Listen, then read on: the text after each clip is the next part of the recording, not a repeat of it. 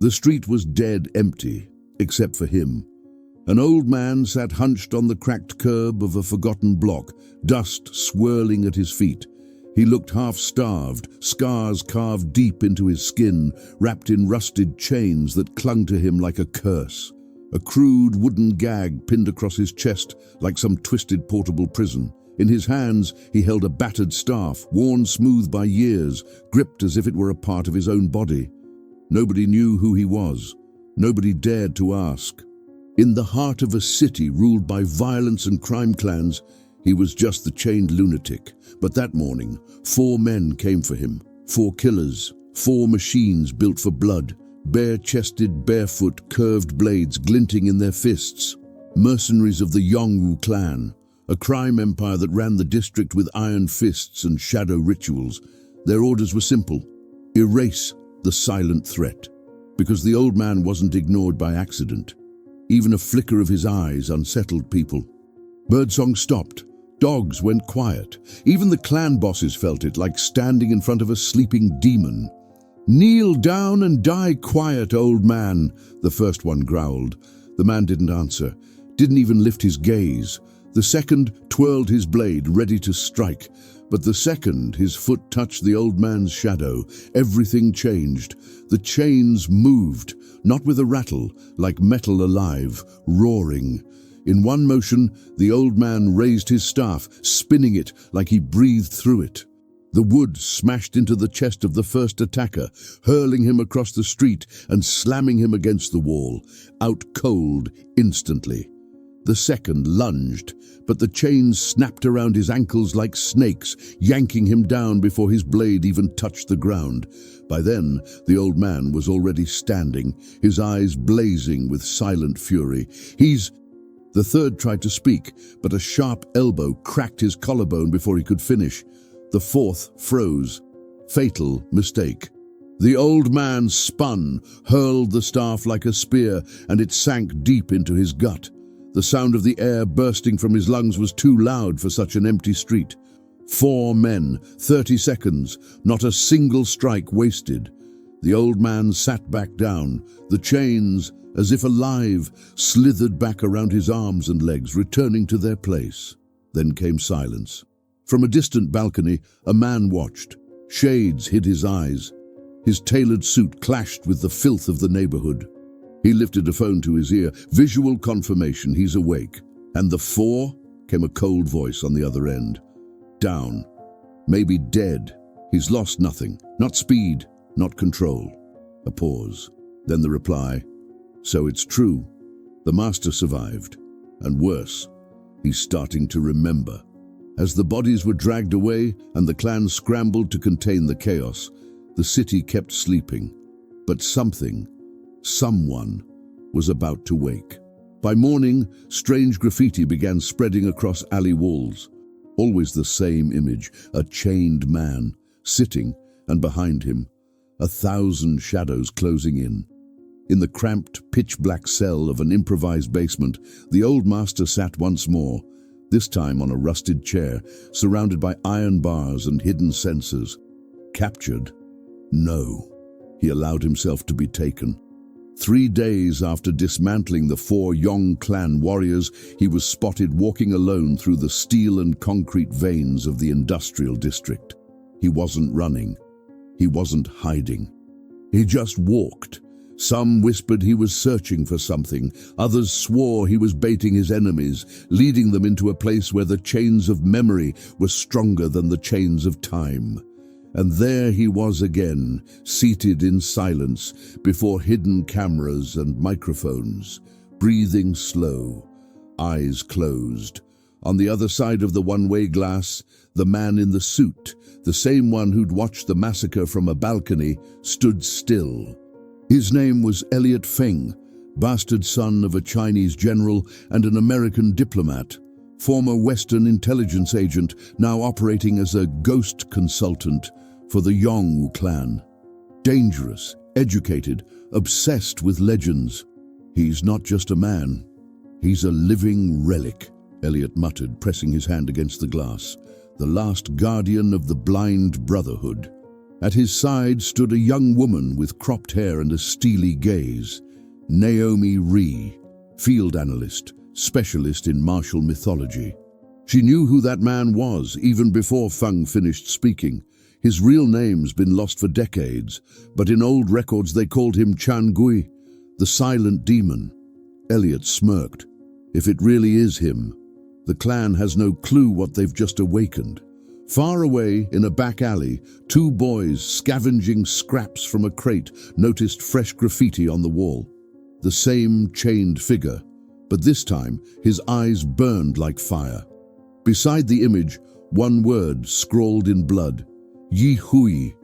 In the old tongue of the north, it meant, he has returned. Meanwhile, the Yongwu clan locked down the city. Their patriarch, Master Han Quan, an elderly blind man draped in a long crimson robe, summoned the 12 sacred fists, his deadliest enforcers, to a private council inside the Temple of the Black Breath. The ghost you whisper about is real, but he is no ghost. He is a reminder, a punishment. He knows our rituals. He walked among us once, and he already destroyed us before. One of the enforcers sneered. If he's so dangerous, why haven't we killed him yet? Master Quan raised his chin, revealing a chain-shaped scar carved across his throat. Because he already killed me once, and yet, here I stand. The silence fell heavy.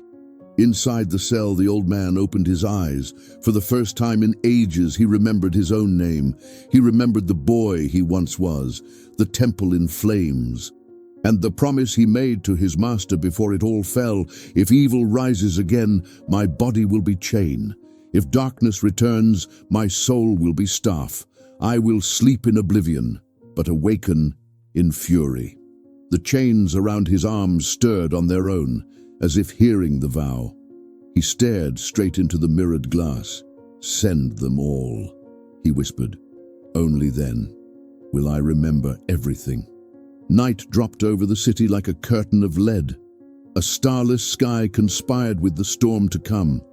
No cars, no birdsong. The wind carried only the weight of something ancient returning. On the rooftop of an abandoned building, Chan Gui stood tall, chains wrapped around his wrists, his staff resting steady at his side. His breathing was calm, his stance unshakable.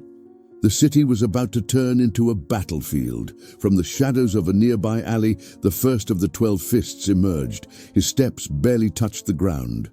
Quan Li, the edge of silence, a throat cutter so fast victims never knew they'd been struck. Twin crescent blades gleamed in his grip, each etched with the name of a brother lost in the last war against Chan Gui, over 20 years ago. But this wasn't a lone ambush. 3 more fists followed, Bai Yun, the mute woman with poisoned ropes, Lang Jian, the monk of pain, long numb to his own flesh, and Tian Wu, the firebender, eyes glowing orange behind a bronze mask. 4 assassins. Against one unarmed old man, or so they thought. They leapt, but Chan Gui moved before they hit the air. His chains snapped outward like whips. One lashed Bai Yun's throat, slamming her into the wall. The other snagged Quan Li's ankle, yanking him down hard. Lang Jian drove a fist at his gut. Too slow. Chan Gui blocked, spun, and snapped his arm with a crack like breaking wood. Tian Wu sparked flame. Too late. The staff was already in the old man's hands. One brutal swing crushed the bronze mask, hurling him over the building's edge. 30 seconds, 4 fists broken. The other 8 were on their way. But now, they knew this wasn't a myth. He was punishment, made flesh. From the steel beams of a bridge, Elliot Feng watched through binoculars. Naomi stood frozen at his side. He didn't just survive, she whispered. He evolved. Elliot smiled. And we haven't even touched his real past yet. Imagine when he remembers who killed his daughter. Naomi turned sharply. Daughter? Elliot nodded. Chan Gui was a father. He had a little girl, Mei. The Yong clan ordered her death. More than 20 years ago. That memory, Naomi, he buried it. But it's coming back. Elsewhere, a figure sat before a glowing laptop. A young woman with dragon tattoos on her shoulders, short hair and steady eyes. Her name was Shen. She wasn't just a survivor. She was May's daughter. She was Chan Gui's granddaughter, and she was on her way to fight by his side. Back at the rooftop, the four fallen fists lay broken and bleeding. Chan Gui dropped to one knee, not from exhaustion, but from a burning flash in his mind. A temple in flames, screams, a child stolen, running, silence. Then, her smile, her voice calling him father. His fists slammed into the concrete, cracking it apart. And then, the skies tore open. A black helicopter roared above, spilling out the remaining 8 fists, armed with modern weapons and ancient techniques. The deadliest clash was only beginning, but Chan Gui was already on his feet, staff in hand, chains alive around him, and now the memories burned. Beneath an abandoned cyber cafe, Shen's fingers flew across the keyboard, lines of code ripped into private servers, hidden files opened like old wounds. Her personal holo projected grainy records, a woman smiling, cradling a child, and behind them the temple where it all began. That woman was her mother. The child was her. And the man standing behind them, head bowed, hands stained with blood, was Chan Gui. Shen had never known her grandfather. She'd been raised to believe he died a coward, that he abandoned his daughter to die. But the files she unlocked told a different story. May hadn't died that day. She'd been captured, used as leverage to force Chan Gui to surrender to the Yongwu clan. When he refused, the world was told she'd been killed. The real truth was buried in the archives of the Circle of the Black Moon, an internal faction of the clan that manipulated friend and foe alike. Meanwhile, in the ruins of an old building, Chan Gui kept to the shadows, slipping past cameras. The fights had taken their toll, but he moved like water under stone, precise, patient. His body ached, but his mind was stitching broken memories back together. Images came of May crying, of a masked warrior dragging her away, of a vow swallowed by the silence of the chains he'd bound around his own wrists. Chains that don't bind me to the enemy, chains that bind me to the past. Now Chan Gui knew. The Yongwu clan had lied, and his daughter's name started to echo with new force. May. He spoke it aloud, and the chains at his wrists hummed as if they recognized the sound. In the Temple of the Black Breath, things were shifting. One of the 12 fists walked alone to the clan's sacred records. Rao Lin, face inked with ceremonial tattoos, knelt before the great statue of Master Han Quan and whispered, "Forgive me, Master. What we did 20 years ago was wrong. He is not the enemy. He never was." Rao Lin knew the truth. He had been the one to receive May from the masked warrior that night. He had secretly freed her and hidden her in a remote village. Fear kept him silent for 2 decades. Now, seeing Chan Gui standing again, remembering, guilt burned. Elliot Feng entered the hall without a sound and watched Rao kneel. "You're betraying your bloodline, Lin," Elliot said. "I'm cleaning the name of my blade," Rao replied, eyes down. Elliot smiled and activated a device in his palm. "Too bad loyalty has an expiration date." Across the city, Shen watched the hacked feed. She saw Rao kneeling. She saw Elliot trigger what looked like an execution signal. And she heard one last whispered word before the screen died. "May is alive." Shen froze. Her whole life had been shaped by hatred for the name Chan Gui. Now she learned her mother might still be alive, and the man she'd sworn to destroy might be the only one who ever tried to save her. She powered down the monitor, picked up the ceremonial staff she'd carried since she was a child, burned into its shaft a symbol, a broken chain, the same mark that had begun to appear on walls around the city. It was time to reveal herself. Down in the temple's basements, the Yong clan prepared their final move. Scientists of the Circle of the Black Moon readied the Inner Beast Protocol, an ancient genetic program brewed from the blood of fallen warriors. Their goal was to unleash a human creature forged from Chan Gui's hatred and pain, an experiment designed to fail on purpose. The night sky looked darker than usual, as if an invisible hand had snuffed the stars.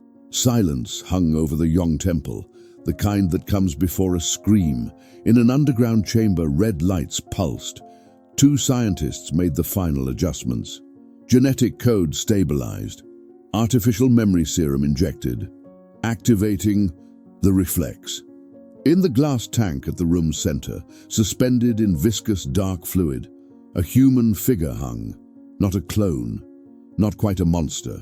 A warped mirror of Chan Gui. Same features, same scars, same history. But the eyes were empty, programmed to hunt. To kill, to hate its maker.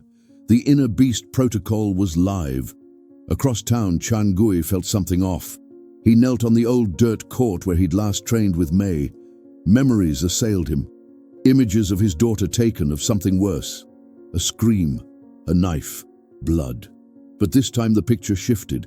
Mei hadn't been slain. She'd sacrificed herself to save him. He lifted his head, body trembling. She screamed for me to run. She knew. The ground rumbled. Vehicles closed in. From the roof of a nearby building, Shen dropped with practiced grace, the ceremonial staff in hand. Her eyes were a mix of fury and doubt. Chan Gui rose slowly. "I know you," he said. Shen hesitated. "You abandoned my mother. Now the world will pay." Even as she spoke, she noticed something. There was no hatred in the man's eyes, only pain. "I thought she died because of me," he said. "But she lived, and she hid you." "I'm not a child to believe stories," Shen snapped. "Neither am I," he countered. Before they could close the distance, the night split with a blast of energy. The basement chamber had been opened. The beast was loose. It moved without sound. Human skin, predator's motion. Chains sprouted from its wrists like tentacles, writhing of their own accord. Eyes white as ice. A staff fused to its right arm. Shen's eyes widened. It was like facing a demonic version of her own grandfather. "What is that?" she breathed. "A soulless copy. A reflection of my pain," Chan Gui answered. The beast struck. Concrete split under its blows. Shen was thrown into a wall but sprang up. Chan Gui blocked with the chains, fighting what felt like a mirror image of himself. Only the mirror had no restraint. "She fights on instinct," Shen yelled. "No, she fights with what I buried," Chan Gui replied. The battle was savage. Chains sliced the air. Blows shattered lampposts and cracked asphalt. Shen tried to intervene, but the creature didn't even glance at her. Its target was Chan Gui. A moment of reckless fury, and the beast's staff slammed into Chan Gui's chest. He dropped to his knees, coughing blood. The creature closed in for the kill. Shen stepped between them, raising her ceremonial staff with both hands. "If you want to kill him, you'll have to kill me first." The beast hesitated. For a fraction of a second, something faltered. Mei's DNA had been woven into its code. The protector memory lingered. Chan Gui looked into the beast's eyes and said, "Steady, you are not my enemy. You are my shadow, but even shadows obey the light." He moved forward, unarmed, without chains. The creature raised its arm, then stopped. With a scream that sounded half animal, half break, the beast turned its staff against itself. The impact blew apart the last of its mental programming. It collapsed to its knees, then onto its back. For the first time it smiled, a smile like Mei's. Silence. Shen dropped to her knees, stunned. She was part of my mother? She was what was left of her, reshaped into a weapon, Chan Gui said. He took the staff and snapped it in two. "No more chains." He looked at his granddaughter. "If you want to kill me, now's your chance." Shen lifted her staff and let it fall to the ground. "I came to end the past, but the past ended itself." Far away, someone watched. Elliot Feng. Satisfied, he closed his communicator. The real war has only begun. The beast's body was still cooling on the ground when the first helicopters swept over the district. Yong clan squads, eyes wide with shock, closed in around the perimeter like stray dogs without a master. They had never seen an experiment fail. They had never imagined that the perfect copy of the warrior they feared most could self-destruct because of a single flicker of humanity. From the rooftop, Elliot Feng watched, hands clasped behind his back. "Exactly as planned," he murmured, tapping his comms. On screen, the pale, aged face of Master Han Quan, patriarch of the clan, flickered with silent fury. "You released the beast without authorization. And yet, it served its purpose, sir. The whole city saw. Now they know Chan Gui isn't just a myth. He's a living threat, and nothing unites an empire faster than a common enemy." Han Quan's eyes narrowed. "And the girl? Shen is ready to be shaped. She only needs one last emotional break. I'll know how to snap her." At street level, Shen and Chan Gui walked among the wreckage. He limped, still wounded. She stayed silent, her gaze fixed on the aftermath. "It wasn't just a weapon. It had my mother's memories, fragments, echoes. But yes, then part of my mother died today." Chan Gui stopped. "She died 20 years ago. What lived until now was pain, bottled in a lab. Your mother never wanted that. She wanted you, free." Shen turned. "Why didn't you fight for her back then?" He looked down for a long moment. "Because I fought for vengeance, not for justice. And vengeance blinded me." Shen slowly nodded. For the first time, she believed him. Hours later, the two found shelter in an abandoned cultural center, an old dojo founded by immigrants long forgotten by the system. Dust choked the air, but the walls still carried the marks of martial wisdom. Chan Gui lit incense. Shen cleaned a cracked mirror.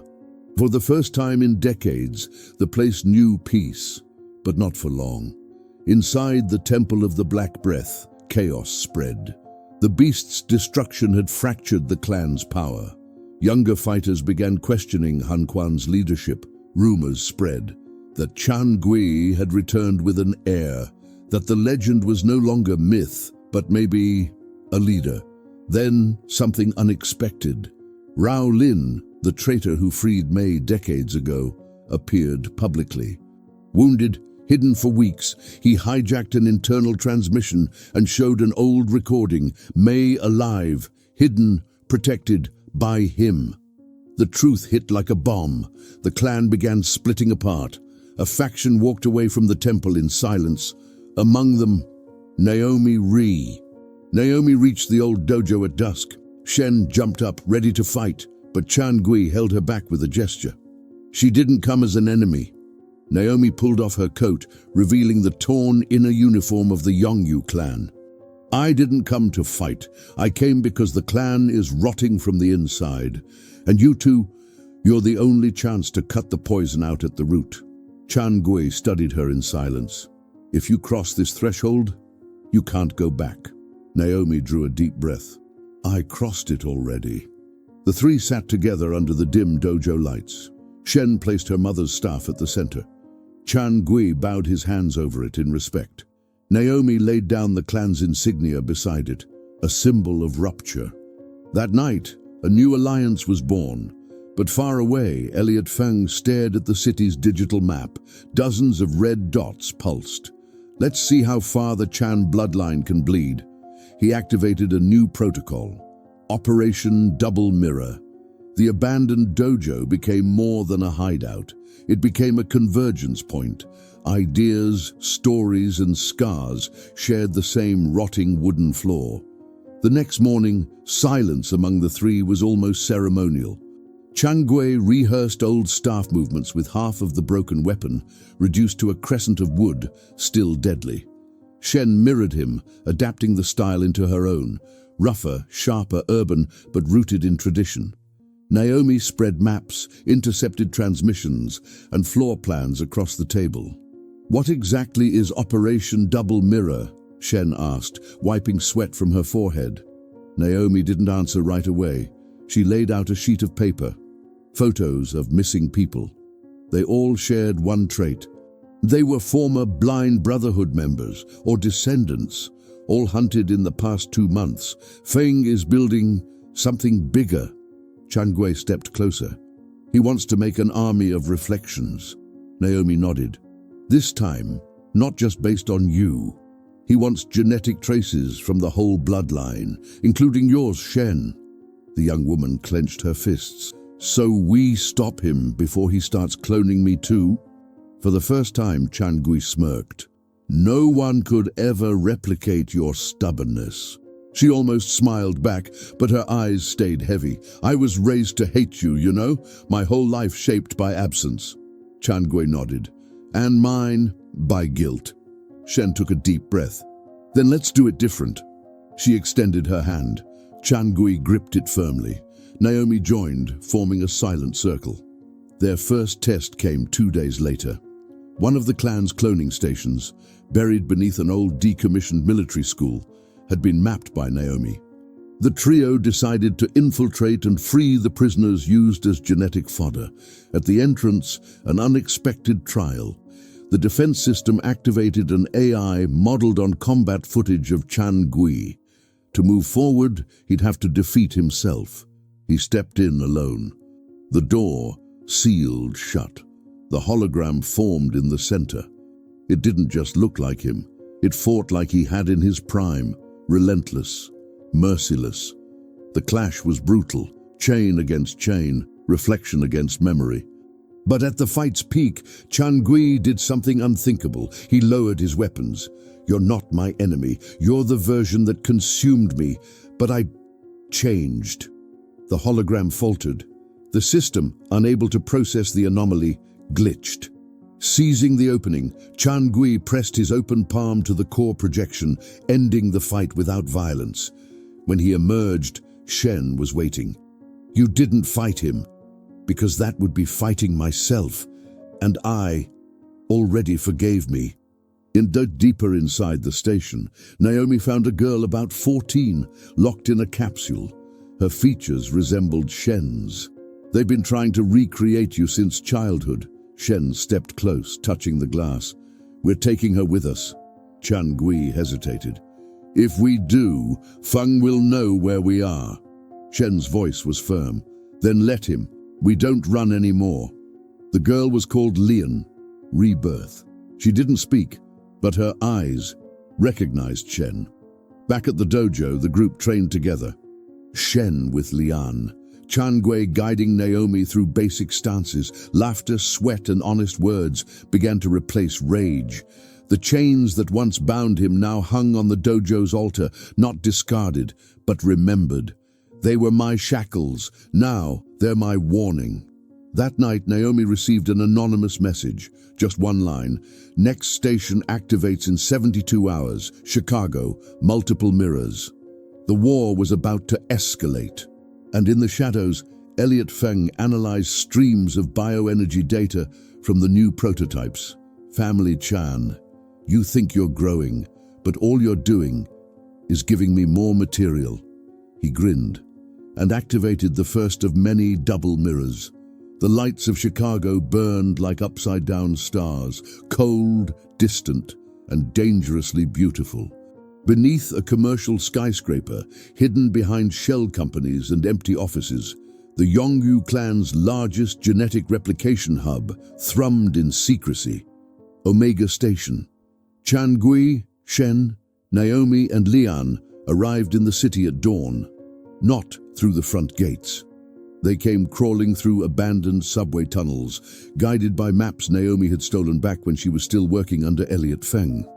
What exactly is inside this station? Shen asked, while Lian mimicked her warm-up gestures.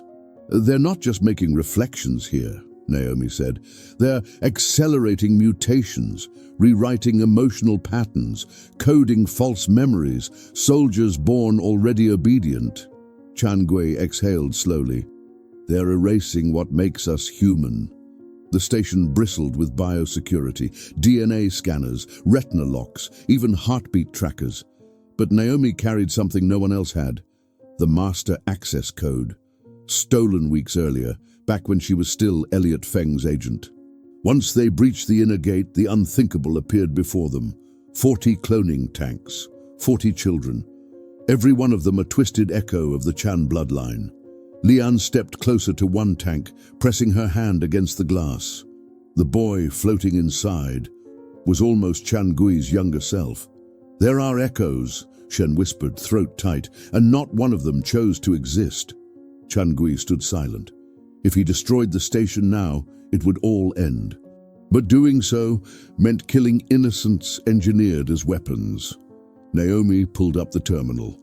"We've got two options. Blow it all up right now with this emergency override." She pointed at the second button. "Or wipe the network, redirect the data and free the bodies, but it'll take time and risk." Chan Gui turned to Shen. "Your call. They're your brothers in a way." Shen froze, then looked at Lian. "We free them, but if anyone stands in our way, I won't hesitate to burn this place down." Across the city, Elliot Feng watched the feed from a dark concrete room. "Exactly as planned." A heavier voice rumbled back through his earpiece. "They didn't destroy it. No, they're trying to save them, just as I wanted. Then they believe they're free. Perfect." The voice belonged to someone few had ever met. Nikolai Sorev, former Yong ally, now the chief financier of the underworld's genetic experiments. His mission wasn't to conquer cities, it was to replace entire nations. Back inside Omega Station, the operation neared completion. The tanks hissed open one by one. Children stumbled out, weak, dazed, but alive. Then betrayal struck. One of the clones, seemingly lifeless, fired a hidden electric pulse into the system. A sleeper unit, a primary reflection, planted by Feng to trigger at their moment of deepest emotional weakness. Sirens blared, red lights strobed, locks slammed shut. Shen yanked Lian close. Naomi sealed the exits. And Chan Gui, after days of restraint, unleashed the chains once more, this time with purpose. 12 biotech soldiers stormed the lab through side tunnels. It was a trap. The group was cornered. Chan Gui didn't flinch. "Naomi, take Lian and the others, now." "And you?" "I stay." "They didn't come for the lab. They came for me."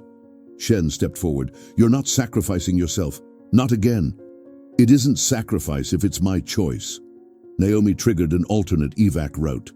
Lian and the rescued clones were rushed below. Chan Gui and Shen stayed behind.